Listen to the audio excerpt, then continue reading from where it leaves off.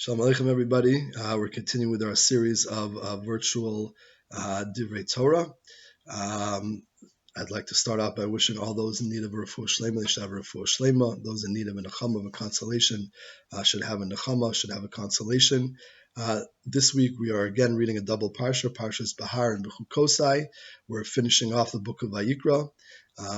And the Torah, actually, the Gemara explains that always the penultimate Shabbos, the second to last Shabbos before Shavuos, we read the Parshas Behar-Bechukosai, which contains the tochacha, the klalos, the curses, which could happen, God forbid, if we don't do what we're supposed to do, follow the Torah mitzvos. As if to say, the Gemara says, Tichla shana ukolosea, tochel shana birchosea, which means let the old year with its curses be finished, and let the new year with its hopeful blessings begin. And the Gemara explains that Shavuos is kind of a new year of sorts. It's a day in which we are judged al peris Elon regarding how the fruits of the tree are going to turn out for that year. So therefore, it's a Rosh Hashanah of sorts, and therefore we want to get rid of all the curses from the old year, finish the curses of Sefer Vayikra beforehand, and we'll start fresh, God willing, with new blessings for the coming new year of sorts. But I'd like to first start talking about the first parsha, which is Bahar. The Torah in Parshas Behar gives the laws of Shemitah and Yovel. The sabbatical year, the Torah says you should work the field for 6 years, and then on the 7th year you should let the land lay fallow, let the land rest. It should be a Shabbos year, and then the Torah says you're supposed to repeat this cycle for 7 times. Do this 7-year cycle 7 times, and then on year 50 you should have a Yovel year, a Jubilee year in which all the land which has been sold, ancestral land which has been sold in the previous 50 years, goes back to its original owner, and all slaves go free. That's the Yovel Jubilee year. But the pasuk that introduces this section, the very first pasuk of the parsha, after which the parsha of Parshas Behar gets its name, says as follows: "Vayidaber Hashem el Moshe Behar Sinai lemor." Hashem said to Moshe on Har Sinai, Behar Sinai, on Mount Sinai, saying the laws of Shemitah, etc. And the question is, why over here does the Torah emphasize that Hashem told Moshe these laws on Har Sinai? After all mitzvos were given at Har Sinai.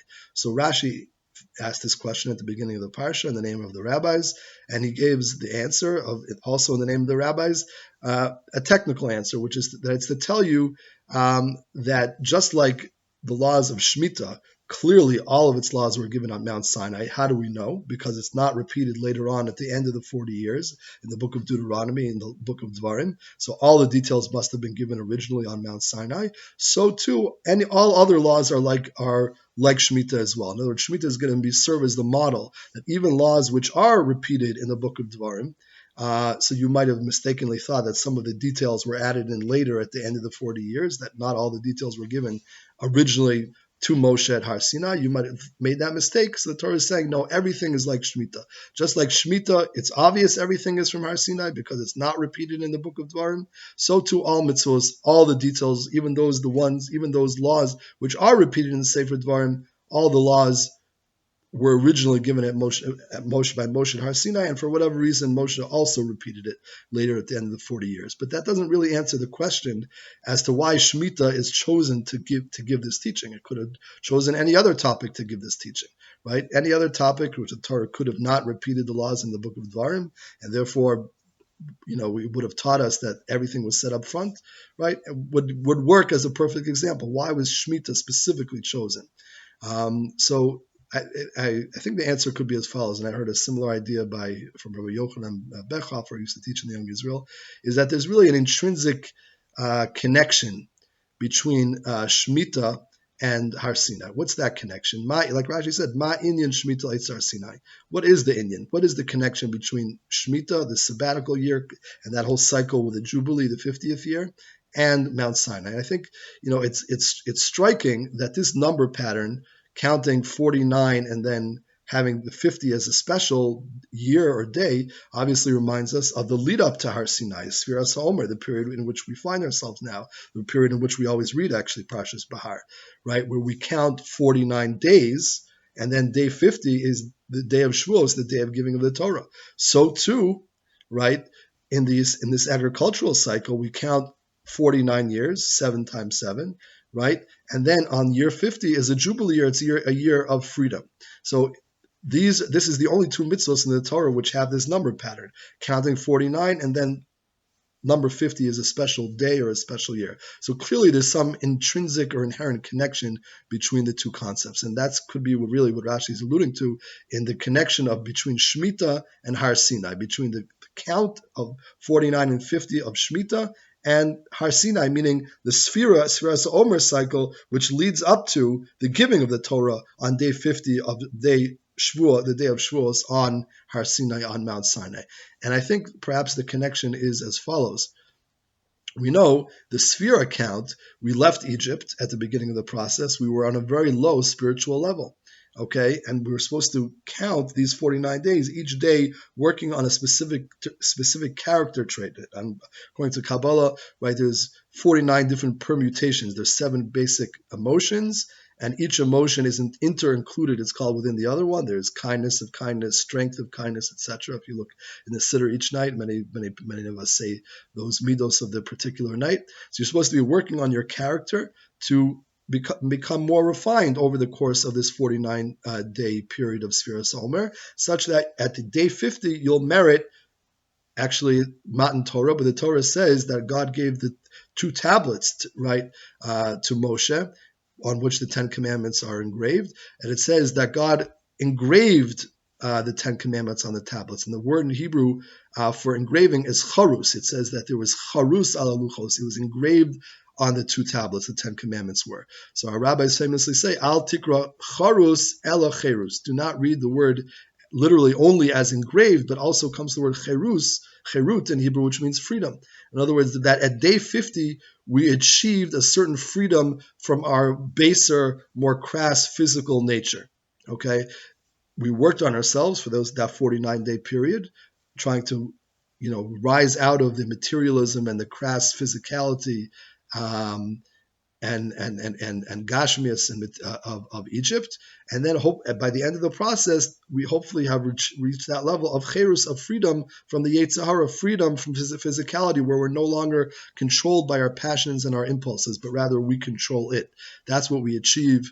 And on day 50, when we're ready for Matan Torah, we are now truly B'nai Chorin, right? At the beginning of the process, we were freed from physical bondage in Egypt, but at the end of the process, on the holiday of Shavuos, on day 50, hopefully we're freed. We're B'nai Chorin in the truest sense, like Chazal say, we're Ben Chorin from the Yetzer Hara. We are freed from being subjugated to our whims and desires and our impulses. We are in control of our animal, as it were, our inner animal, as opposed to our inner animal being in control of us. That's what happened on day 50 of the Sphira process. And so too, the Torah says, in regards to our relationship with the land, with agriculture. In fact, don't forget, back in the day, and still in many places, the farming is the key economic activity. That's the core economic activity through which one earns a living and one spends his day-to-day existence. In fact, in our Shemon Esrei prayer, when we pray, the blessing dedicated to parnasa and sustenance is phrased in terms of abundant crops. Baruch Aleinu es hashana hazos v'es kol minei svasela tova. Bless all the grain and the bounty and the produce. Of course, it has wider meaning. It's any kind of parnasa, but it's phrased in terms of agriculture because agriculture was the main form of economic activity back in the day. So the Torah tells us, how do we relate to the agriculture, to the land of Eretz Yisrael, which is our, for the average person, it's what they spend most of the day doing, is, engaged in parnasa and earning a livelihood.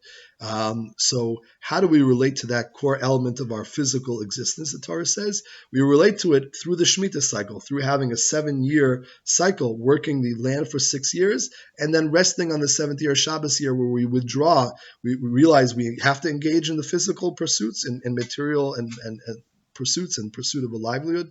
Torah expects that of us, but it also expects us to do it in a spiritually uplifted and enlightened way, where we realize that truly our parnasa comes from God. And how do we do that? By at every 7th year withdrawing and kind of returning the land unto God, if it will let the land lay fallow. It says V'shav sa'ar Shabbos Lashem, saying that God, we're taking a year of rest where people devote themselves to Torah study and spirituality during the Shemitah year, to recognize that even what we do during the 6 years is from you. And we do that cycle 7 times. And once we do that cycle 7 times, then we reach a higher level of just regular Shemitah. We reach level 50, which is Yovel, which is, again, a year of freedom, right? Where all the slaves go free, which means one could say connected to the freedom of Shavuos, just like by Shavuos we are no longer slaves to our physical side. So too, after having gone through 7 times 7 of dealing with agriculture in that way, hopefully we'll reach a level of freedom. We won't be meshubad to our the rat race, if you will, to our constant chase of parnasa. We'll understand that yes, it's important to engage in this world and in living and in, pursuing a livelihood, but there's a level even beyond that. In other words, that we choose to engage of it of our own volition and free will, but we are not enslaved by it. That's perhaps some of the imagery of the freedom of the 50th year, parallel to the freedom of the 50th day of Chag HaShavuos, where we achieve freedom from our Yetzer Hara on Shavuos, from our evil inclination and our crass material nature on Shavuos, God willing. So too, in the 50th year, we achieve freedom from being enslaved to the rat race, if you will, to earning a living. Yes, again, it doesn't mean we don't have to pursue it, but we choose to engage in it, meaning we are in control of it, not that it controls, not that the rat race controls us. We are in control of our financial pursuits, but our financial pursuits don't control us. So that perhaps is the more essential connection between Shemitah and Har Sinai. Ma inyan Shemitah Eitzel Har Sinai. Why does the Torah specifically choose to use Shemitah as the example, to say that specifically Shemitah, just like Shemitah, all its laws were given by Mount Sinai, so too all the other laws were given at Mount Sinai? What is the inherent connection between Shemitah and Har Sinai? It could be this idea of the counting 49 and then celebrating the 50th level, just like we do that in preparation to Har Sinai, in anticipation of Shavuos, to the Torah, which was given on Shavuos at Mount Sinai. So too, we're engaging in a similar cycle and a similar process in terms of the Shemitah years and the Jubilee year at the end of that cycle. So that's a deeper meaning of the connection between specifically Shemitah and Har Sinai. I think a very interesting idea. The second of the 2 parshios, Parshas Behar-Bechukosai, as I mentioned, starts off actually with blessings. In Behar-Bechukosai telechu, v'tzmisosai tishmeru v'asisa mosam. Right, the Torah says, if you follow my statutes and you guard and you observe my mitzvos and you fulfill them, then God says, Nasadi gishmechem bitam, I'll give all the rains in the right time. V'nasnaretz yivula, the earth will produce abundant produce. Nasati shalom ba'aretz, you'll have peace in the land of Israel. So you'll get all of the blessings. And actually, in terms of psukim, actually the blessings are shorter than the curses which follow, not because blessing is less, but actually the blessings are fewer psukim because they're just headlines, if you will. Really, the blessing is almost, could be infinite. It's not going to go into every possible blessing. But the curses, it goes into more detail because the curse, bad by definition is ultimately limited. So it's not that the Torah is giving less play to the blessing, it's because the blessing is more. That's why it's actually fewer psukim, because it's just giving you the headlines of potential blessings, but it doesn't have the space almost, if you will, to go into all the myriad details of potential blessing. Whereas since the curses are ultimately limited, it does go into an integrated detail to say basically this and only this is the curses. But it's interesting to note in terms of the curses, the Torah says, if you don't follow my laws and basically you rebel against me in 7 ways, so God says, I will, repay you again for that rebellion with the 7-fold curse, God forbid. And the question is, what is this 7-fold way in which we abandon the Torah? And conversely, the Torah at the beginning of the parsha gives us the key for getting the blessings. So at the beginning we have how to get the blessings, the process to get the blessings, and the end, what is the downward spiral or process to get the curses, God forbid. So the Torah, we'll start with the blessings, says, in Bechukosai telechu, if you follow my statutes. Rashi says, what does that mean? Shetiyu amelim batorah, that you're going to work hard at Torah study. Then if you work hard at Torah study, then that will prompt you to observe the mitzvos, and then if you study Torah, you'll observe mitzvahs, then you'll get all the blessings. But on the converse side, the Torah says, if you do not listen to me, even lo sishmuli, Rashi says, what does that mean? Not listening. It starts off with lo lamad, that you're not going to be amel b'Torah. You're not going to work hard at Torah study. And that will lead to eventually lack of observance of mitzvos. And lack of observance of mitzvos by you, you'll eventually resent those who do observe the mitzvos. And eventually, the seventh step at the end of the process, described as by Rashi, is that eventually you'll deny God altogether. So you see here a very important place the Torah gives for Torah study, both on the positive side and the negative side. On the positive side, if you study Torah, it will lead to all the blessings, because study leads to observance, which leads to all the blessings. On the negative side, how does the downward spiral start? The seven-step downward spiral. It says, if you don't study, then you're not going to observe. If you don't observe, not only eventually are you not going to observe, you're going to prevent others from observing. You'll hate those that observe, and eventually you'll deny God. So we see that Torah study is really the linchpin in both directions. If you want all the good, all the benefits, all the blessings, it starts with Torah study. And if you abandon Torah study, it could, God forbid, be a slippery slope downward. So it really points to the primacy of Torah study. Sometimes people have the attitude that, I'm going to be an observant Jew, but I'll just be observant. Study is not really for me. And I think you see from here that that attitude is not appropriate, but also it can't last, because the guarantor of observance is really Jewish education and Torah study. We see those who try to be observant but don't study at all, eventually their observance elapses as well. It's not really sustainable.